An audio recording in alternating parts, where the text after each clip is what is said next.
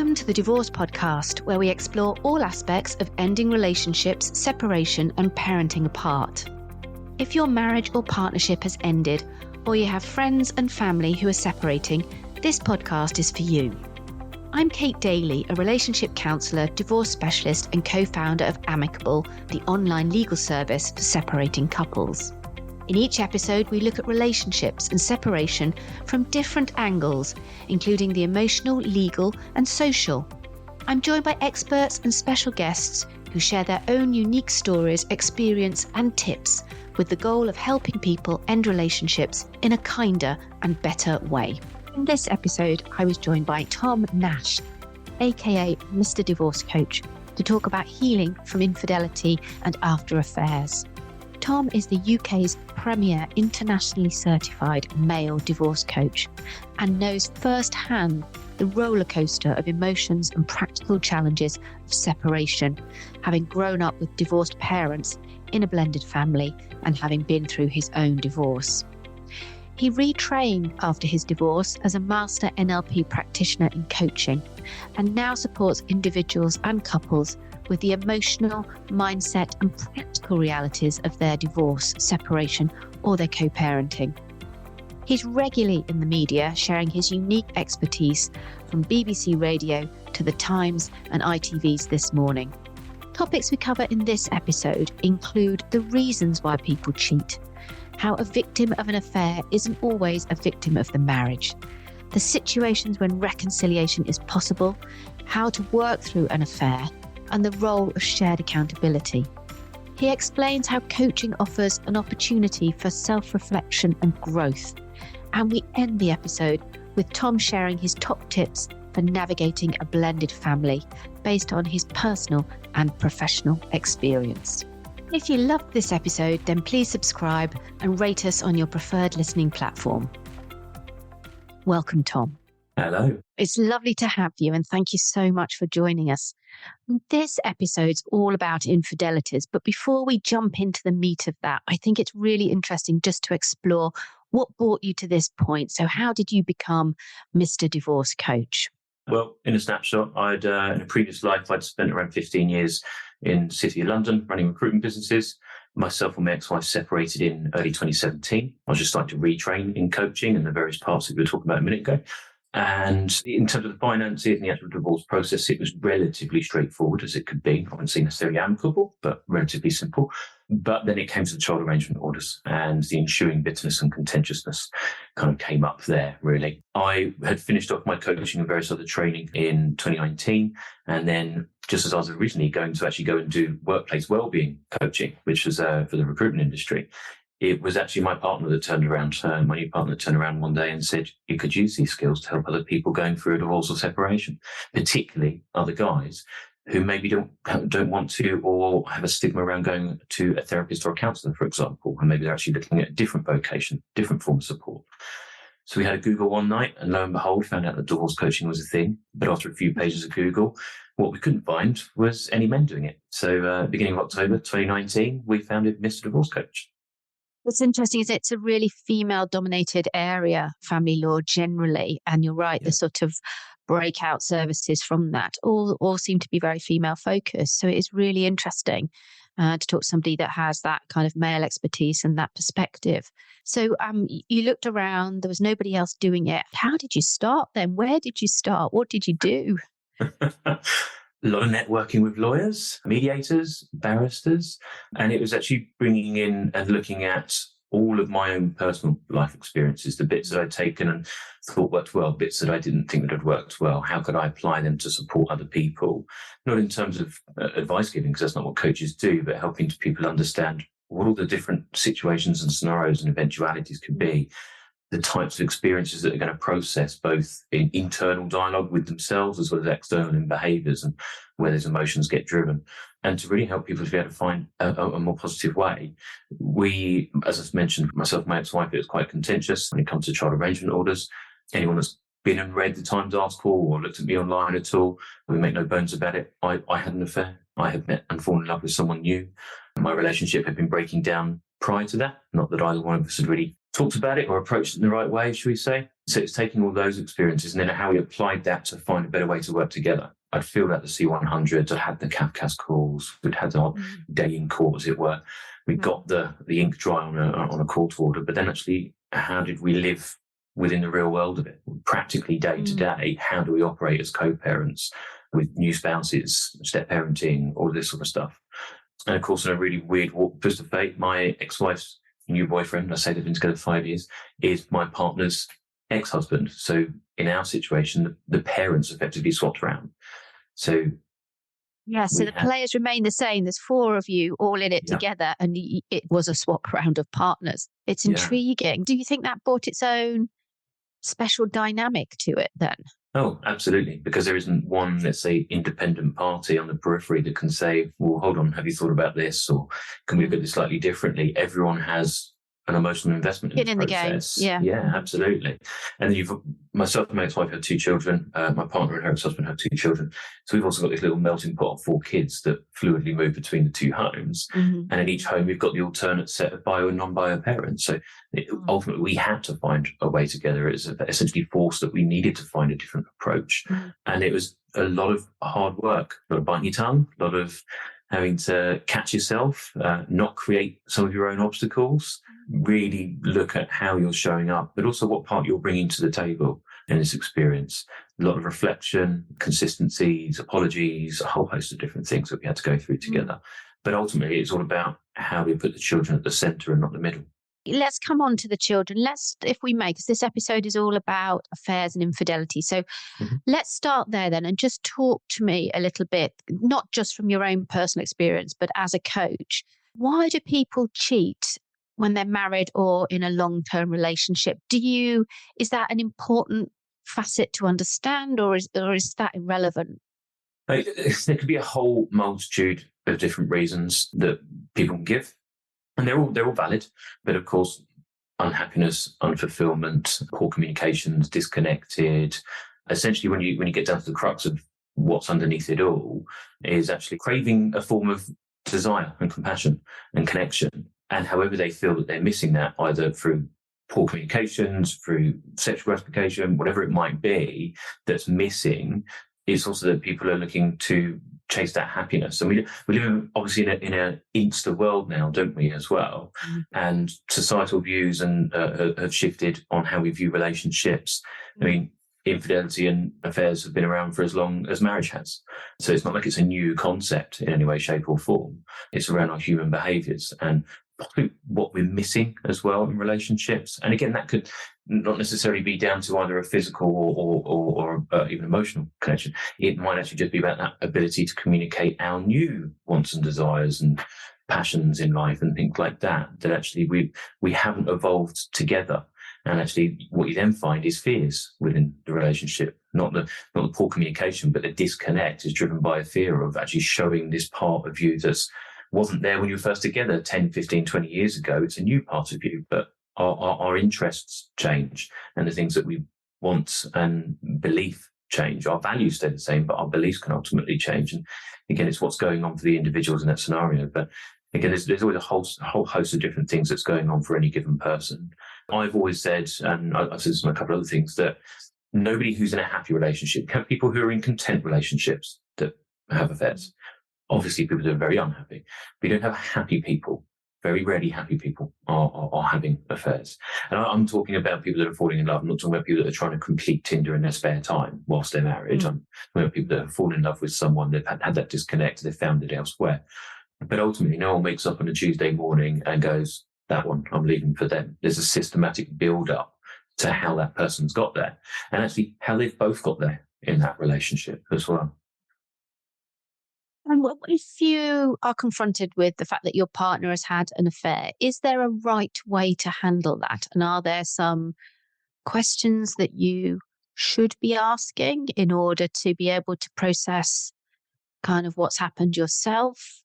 Or is it a lot more sort of individual than there being a sort of a pathway out of it, if you like, or a pathway to some kind of acceptance or moving on, or however the relationship then, the next stage it moves to? The next stages, yeah. a lot of people are go-tos because we have our thoughts. There's a trigger, an event, and we have a thought, right? And thoughts come and go, just like the weather, right? And they come and go, and we process those thoughts, and then they evoke a feeling, right? So that thought plus feeling, and then it creates an actionable behavior, emotionally charged, emotionally driven, whether it be happy or sad or whatever it might be. What is typically happening in that earlier phase is obviously where that trust and betrayal, etc., has all come in, or even the guilt that's there for the person that's had the affair.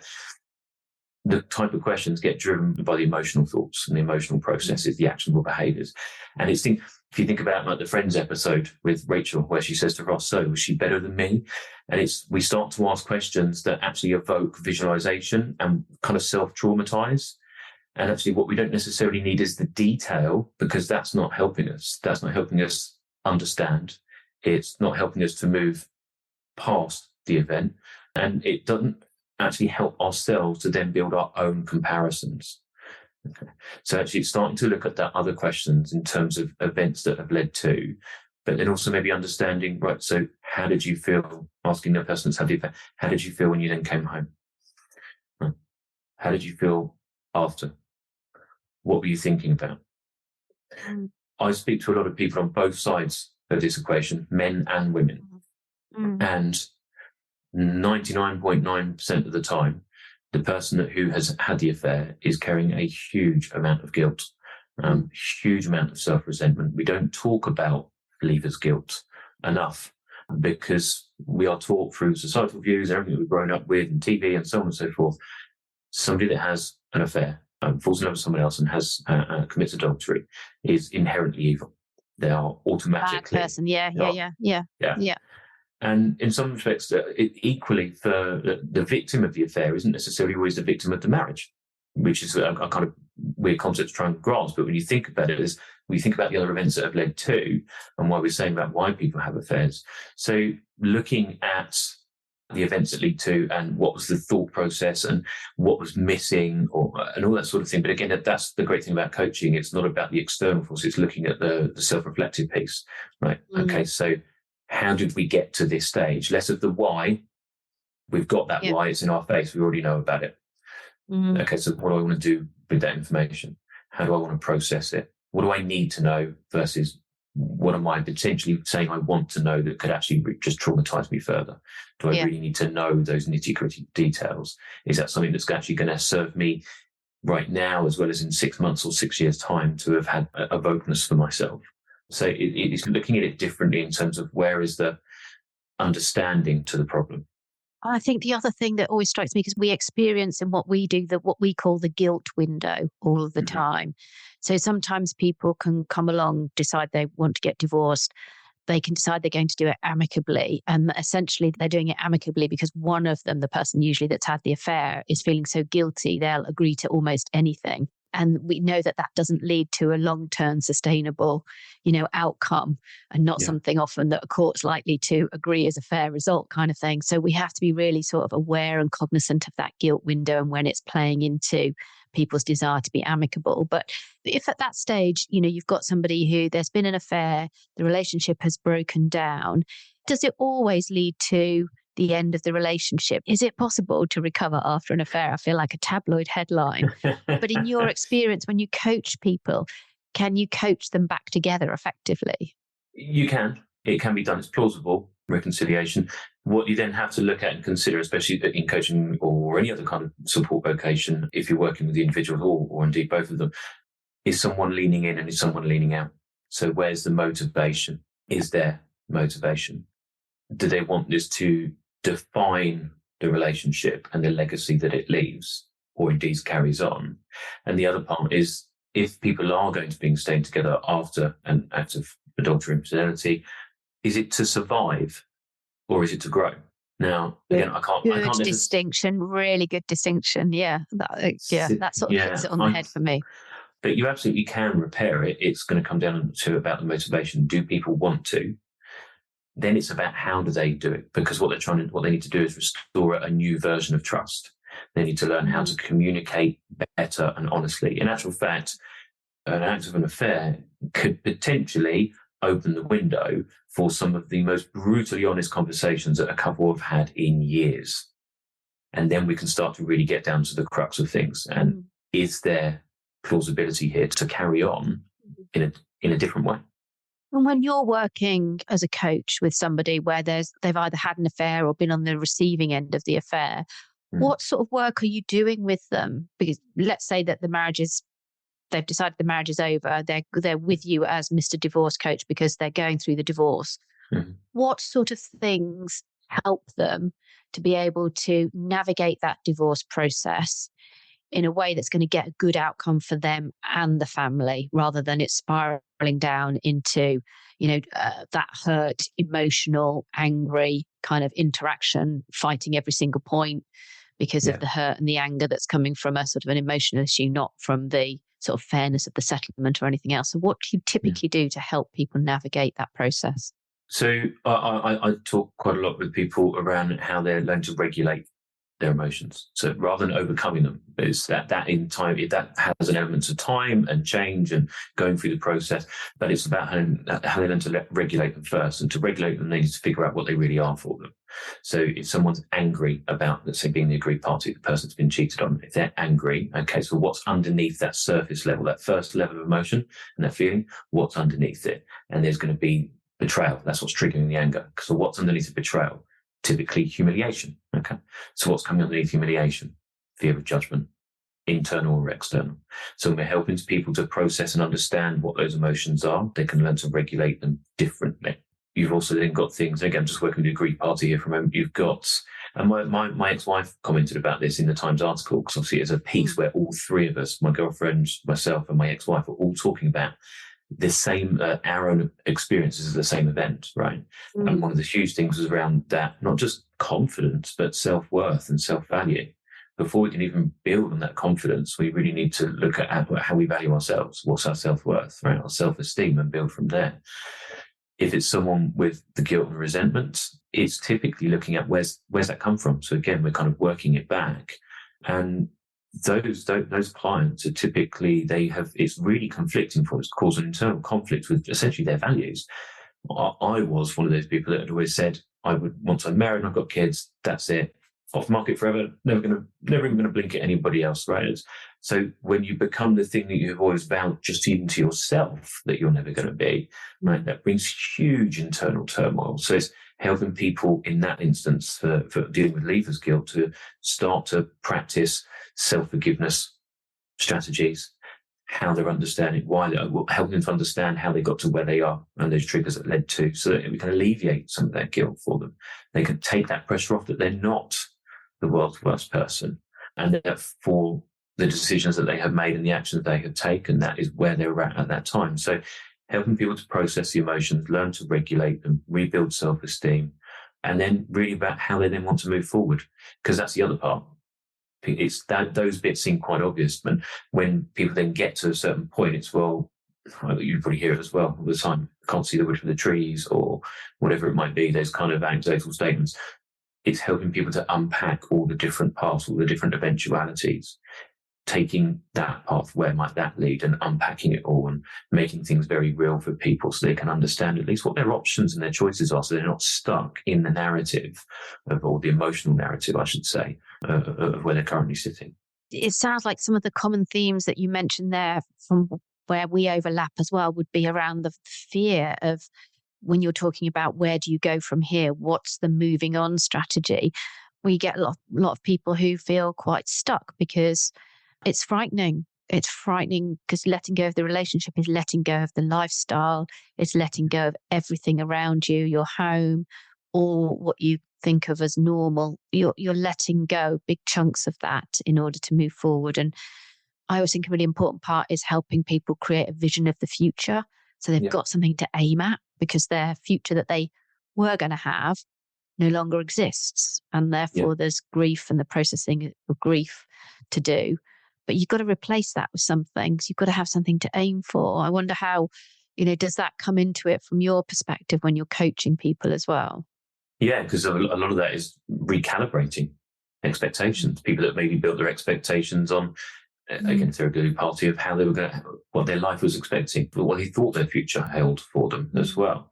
And again, that's starting to look into things like their value system, their beliefs hierarchy, the things that they want to, in their core, achieve in their life, the things that bring them joy and happiness, and how they want to be as an individual, to help them recalibrate that. And again, that things like the lifestyle, right, that can be a huge thing for a lot of people as well. That societal shift of not being in that particular clique anymore because they're maybe living on a different side of town and things like that. So yeah, there's a lot of work in terms of helping people to recalibrate their perspective and reframing and looking at things through a different lens, but about creating opportunity and reinstilling hope for people as well is a huge thing. Yes, absolutely. And we talked a little bit at the beginning about children. I just wonder if, in fact, they do, how do children fit into the narrative of an affair? Is there any place for the child or the children in that narrative? Or how do you keep that narrative away? I mean, if you've got older kids, they might know, for example. So what are the do's and don'ts around children and affairs? Yeah, this has to come down to the uniqueness of the parents as well, as much as the ages, maturities, etc. of the children, the parent-child relationships. If that parent relationship status is already strained beforehand, before any of this, and again, you've got to look at for what purpose. The question I'm always asking clients: for what purpose? What are you trying to achieve from this? Is this about emotional justice, vengeance, whatever it might be? However, there are certain times where actually it's potentially pertinent. So some of our children, my collective 4 kids, 2 of them know the details and 2 of them don't, because 2 of them are much younger. And the older 2 had their own questions as they got older. One of them was pre-teen at the time anyway. So there are certain parts that she knew before her brothers did. And now as they're starting to come through, it's about sharing that with them. And particularly, more so for me because of what I do and the way that I share life experiences and stories. But as adjacent to that, for me, it was also a part of actually showing what lessons that I want to instill in my kids. Right? I want to show them that actually their parents are not infallible. We are vulnerable. We make mistakes. How do we deal with them though? How do we approach them, and what do we do when we make a mistake? Right? And a lot of times when I'm working with clients as well, and particularly around things like talking with children, and I'll say, think about any basic parenting life lesson you want to instill in your children, and the types of people you want them to be, and behaviours you want them to have. How are you showing up and doing the same thing in your actions and behaviours? Whilst you would love your children to be empathetic, you want them to be emotionally intelligent, you want them to be caring and forgiving. So by doing what you're doing, how is it actually showing them what that life lesson is? Right? You want them to be able to own their truth as well. So for me, it was really important that I did share. But again, much like when we were talking earlier about the questions for the agreed party, they don't need the nitty-gritty details. They don't need any specifics. The words and the terminology and the phrases that we use creates our environment. And it's about how we then instill that and creating it in somebody else's environment. So it's really, really important about what are we sharing. The other thing is do the parents do this together? Or does one parent do it? But you've both got to be on the same page. I think we always say it's usually best to do it together. I imagine if there's been an affair, it's almost, doubly important in a way to present a united front, because what's gone on between the parents isn't about what goes on as a parenting team with the kids, is it? That the kids will still need to be parented by the 2 of you. And, in some cases, as you say, if you have blended family in tow, then there's other parents to involve potentially as well. But it strikes me that it's important that you've got to be, whatever's happened between the 2 of you, you've got to be a supportive parenting team, because that's, I think, what causes distress for children. Absolutely. Yeah. If it's like, well, I'm going to tell the children because you've had the affair, it just doesn't intuitively feel right to me. It feels like you've got a parent then who's disempowered and who's being infantilized almost. Yeah. And then no, absolutely. And then because I did have a client, I've had a couple of clients that have said, I'm going to tell the children he or she's done A, B, C. And then it's about, what's the purpose of it? Is it about regaining back that control, like you say, and control the narrative, or to depict the other person as the baddie? And then it's also then looking at, how is that actually about what your child's wants and needs are in terms of that parenting relationship with both of you, not just one of you, and how much of it is it about your stuff? Yeah. And actually, where could you go and process that better? Where's another outlet for you to go and utilize that and vent that and understand it? I run my practice on 3 core values, which is very simply understand, evolve, and improve. Everybody wants the improved part. Everyone wants the final piece. Yeah, the better way to be. I just want to be over there. I want to be 2 years down the line or 6 months down the line. Right. But to do that, we need to evolve, which means we need to change. We need to do something different. But to evolve and make positive change, we need to do the understanding and self-reflection. What part have I played in this role? Right? What can I do differently? Like the old saying of, if it isn't broke, don't fix it. Well, if it is, we need to fix it. So how do we fix it? What do we need to do? Where's my accountability piece in this? And it feels like even after the affair, you have to be the stronger parenting team almost, don't you? Because you need both parents, whether they're the person who's had the affair or the person who hasn't. You need both of them on the same page to help hold that emotional space for the kids. That must be incredibly hard. Yeah. When you're carrying such raw emotions. I think there's a big difference between an event that has catalyzed a divorce and the other type of divorce where people over a period of time have come to the conclusion that, they no longer both either want to be together. Yeah. When there's been an event and a thing that's happened or a point in time where it's all come together, it feels like you've got to work twice as hard as the parenting team to hold that space for your kids. And that is hard to do when you are that raw. Irrespective of which role you've taken, you are raw at that point. Yeah. No, I mean, there's one thing that I was always adamant about was there was certain parenting rules or approaches that myself and my ex always had that I was always making sure that we kept that united front and things like that. Not necessarily where we agreed, but we would still back each other up. Even down to the simplest of things, like, I don't know, I'm there to pick the boys up and she's told to put their shoes on 3 times and it's still not happening. It's still on Xbox. They're not doing it. And if we were still together, I would have gone in there and been like, boys, mum told you 3 times. Stop disrespecting, go and apologise, switch your headphones on, get your shoes on. Right, I've got to back her up. And that's still my role as a parent and a co-parent. We chose to make these children together. We have to continue to do that just in a different way. And it just looks and feels a bit different. How do you deal with things like if a child becomes resentful when there's been an affair? So if the child, for whatever reason, rightly or wrongly, knows what's happened and the child effectively takes on those adult emotions, they're not necessarily the child's emotions, are they sometimes, but they take on and defend effectively a parent. How do you deal with that kind of stuff? What can you help parents with to overcome that? That is really, really difficult because you've also, again, working it back, you've got to look at where has it come from? What has created that outcome? Where's the catalyst to that? And typically it would be a parent has said something somewhere along the lines, or again, their own relationships or their view of what relationships are.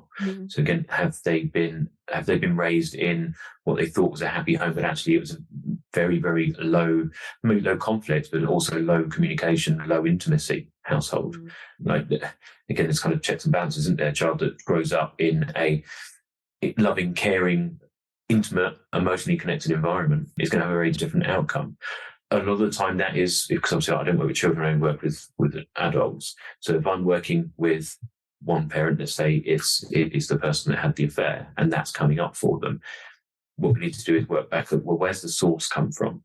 So actually, is it about their communication, connection, co-parenting relationship with their ex, actually?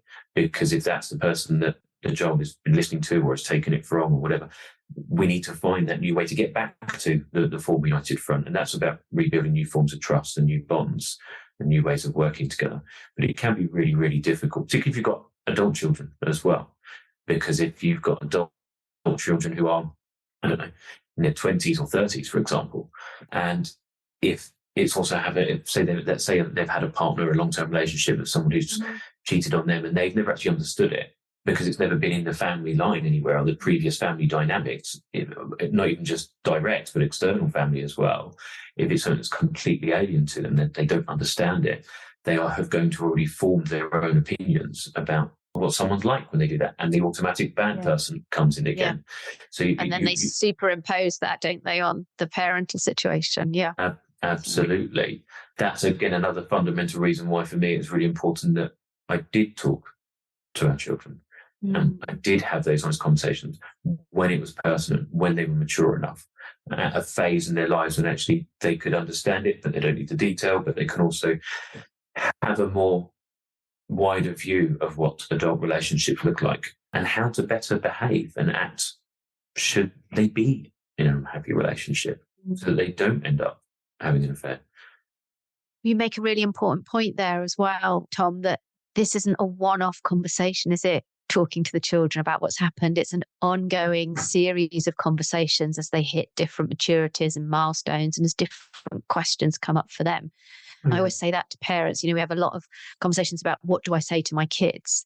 And we often do like sessions where we almost script that first conversation, but always trying to give the parents the skills to be able to navigate the conversation because they come up again and again and again. And you do find, you think you've had it, you think you've explained something. And then in another couple of years' time, their brains have completely rewired themselves. And it's like you've never had the conversation. They have to go back to the beginning and go through it in a different way. And whether that's just the general divorce and separation part or whatever it is that, is concerning them about the way that you're parenting. But it feels like it's an ongoing dialogue that you have to create with them. Yeah, but and the other thing, actually, tell you what has come out from doing the recent Times article thing was actually the fact that we, as the parents, and not just about the kids, but about our old relationships, we still talk about them now. So it's not even like that was a conversation we had once years ago and it happened, and we put that to bed. That's been a continual dialogue. There have been things that I found out a couple of weeks and months after we separated, right up until only a few weeks ago, when a particular thing came up or a topic or we read something or whatever it might be. And then me and my ex-wife talk about something and I'm still always learning, as is she.